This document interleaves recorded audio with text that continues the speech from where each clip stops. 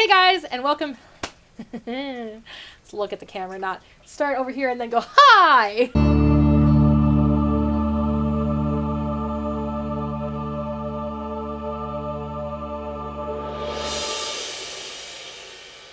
Hey guys, and welcome back to my channel. I am Britt, and if you haven't subscribed yet, you probably should because I talk about geeky things. And today, we're going to talk about film history. So I studied film studies in college, and I graduated with a BA in film studies, and part of that is film history. And I thought it'd be fun to share some film history. This is going to be film history kind of 101. It's not going to be an entire overview from the beginning of film to today, because there's too much to talk about. So we're going to talk about the beginnings of film, the silent era, and then start getting into the talkies. So I hope you guys enjoy. Let's get started. So inventors like Thomas Edison had actually been developing film cameras since the 1880s, but they were only really viewable as like peep shows. So you like stuck your eye on a little piece and looked at it through that way. But by the end of the 1890s, we were actually able to project them onto a screen, giving us what we now know as movies. The first set of movies actually were less than a minute long and were generally one shot, much like you see in my YouTube videos where I'm just standing in front of a camera and I'm talking. There was no movement of the cameras like pans or anything like that. And generally speaking, there wasn't a lot of narrative. A lot of times it was simply just somebody doing gymnastics or somebody dancing or somebody doing a magic trick or doing something vaudeville-y. There really wasn't a lot of narrative involved in these films originally because it was still this untouched medium. We weren't quite sure what we were going to do with it just yet. It didn't help that these cameras were like the size of refrigerators.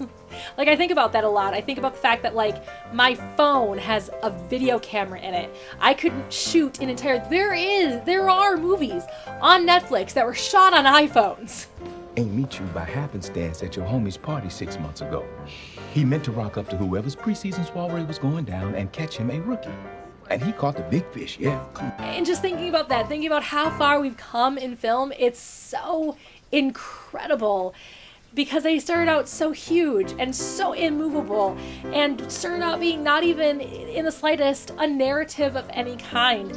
It just is so astounding how far we've come. In 1902, a man by the name of Henry Miles actually started renting films to theaters, which is what became the basis of how films are distributed to this day, which of course is starting in theaters. Now we have, of course, home video, where then it comes to home video, and there are some films that are just shown on Netflix, just shown on Hulu, and just released on DVD right away or Blu-ray right away, instead of hitting the theaters. But those big budget films, the ones that are going to be those blockbusters, those ones that are generally the Oscar-worthy films, we're going to talk about the Oscars one day. Those are the ones that usually start in theaters. And it's all thanks to Henry Miles, essentially, for being like, hey, let's show this on a big screen in front of 200 people. And it worked. And actually the first film to be shown, it wasn't even like a film, it was a bunch of shorts. It lasted about an hour long. It was 10 cents to get in. The admission was only 10 cents. Then again, we're talking like the early 1900s. 10 cents back then was a lot different than it is today. Narratives in films really started in 1903 with The Great Train Robbery. This was the first film to use composite editing and on-location filming, which was able to give it more of that parallel editing, essentially, where you can tell a narrative, you can tell a story from different perspectives and different locations and different angles. And it was the very first film to really start utilizing that and really helped film evolve into kind of the narrative structure that we have today and created a lot of the rules that we have today that we still use to this day. So this obviously eventually evolved into the silent film genre or medium that we know to this day, which of course took it one step further, made the actors go out there and act and pretend they were talking, and then it would be intercut with frames of words, of text, saying what the characters were talking about or what was going on in the scene that you couldn't visually represent properly, that it needed sound in order to truly represent what was going on the screen to help further the story. The fun thing about silent films that a lot of people actually don't know is that they were totally silent, hence the reason they're called silent films. At the time, movie theaters actually hired musicians, whether it was just a pianist or a full-blown orchestra, depending on how much money that theater made. And then they would play live music, because generally these films would come with a score, a musical sheet of a score that the musicians would then play while the movie was playing, which a lot of people don't actually know. A lot of people, because our only real experience is all the re-releases of all these silent films, where they eventually, of course, added an audio track of music. Those were not there in the slightest. There's always live music, and a lot of people just don't know that. There were some that it wasn't necessarily live music, that it would be a recording, that they would just play at the same time, but a lot of theaters were able to pay musicians and pay them to be able to play music throughout these silent films. Film stars of this time period were known to have big, huge gestures and big facial expressions and very heavy makeup. And that was mostly because our only real experience with live entertainment was essentially theater. Whether it was stage plays like Shakespeare or it being vaudeville, both involved very cartoony movements, very huge movements, because if you're on stage, you have to make big, huge movements because it looks this big on stage. But when you do it in movies, it looks as big as it looks because your camera is a lot closer than your audience. It was also during the evolution of the narrative structure in which the Soviet Union was able to prove that you can elicit emotion just based on what you show on the screen. And this essentially was a project, not necessarily for film. There are a lot of reasons why this project exists. You can look it up. It was a very interesting project, but it also helped evolve films to the films we know of today to elicit emotion. And essentially what it was a model, a person just standing in front of a camera like this, with a very neutral look on their face. They weren't smiling, they weren't frowning, they weren't moving their eyes. It was just their everyday resting face. And then it would intercut with clips of like a baby carriage, or of a casket, or of flowers, or of something happy or something sad. And even though the character, the actor, the person in front of the camera never changed their face, people would project different emotions onto them, and they would legitimately believe that the expression changed, while the expression never, in fact, changed. So the Soviets kind of figured out that there was this way to elicit emotion, and this became how their movement for film, their evolution for film, really changed film worldwide. And it was really cool. It's a really cool concept to think about.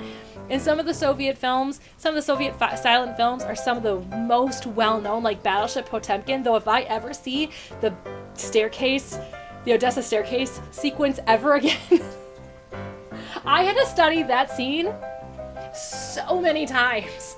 Every single class when we talked about film criticism, film history, even my film production class, we talked about it, we saw it. I am done with the Odessa staircase scene from Battleship Potemkin. I'm done.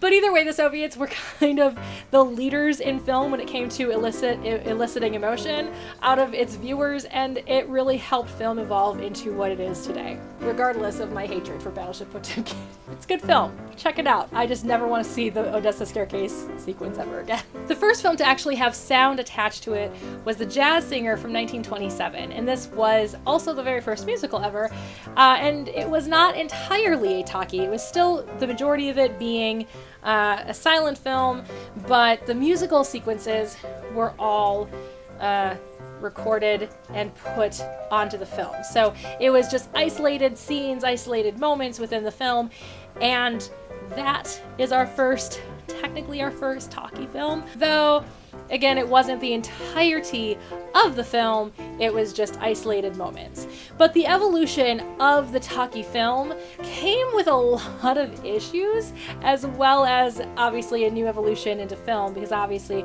we have nothing but talkie films. We don't really make silent films anymore. I think there have been a few that have been made in recent years, and there is this really cool web series that I did start one time, and I do want to restart it again at some point, but with actual actors instead of me just playing all the parts, involving silent films, because I am kind of obsessed. Not really obsessed, I don't watch a lot of silent films, but I'm intrigued by them. They're so interesting to me. The way they're framed, the way that they're edited, all of it. It's just all very interesting. Anyway, moving on. So if you want to see a film that really captures the troubles and the frustrations and the technical issues of creating talkie films, watch the movie Singin' in the Rain. It's a very good historical fiction example of what it was like back in those times, because it does kind of showcase two of the biggest issues that silent films to talkie films had in that kind of growing pain era of switching from one to the other. Shotgun microphones, like the one I'm using right now, weren't invented until the 1950s or thereabouts. So the idea of booms didn't exist back then.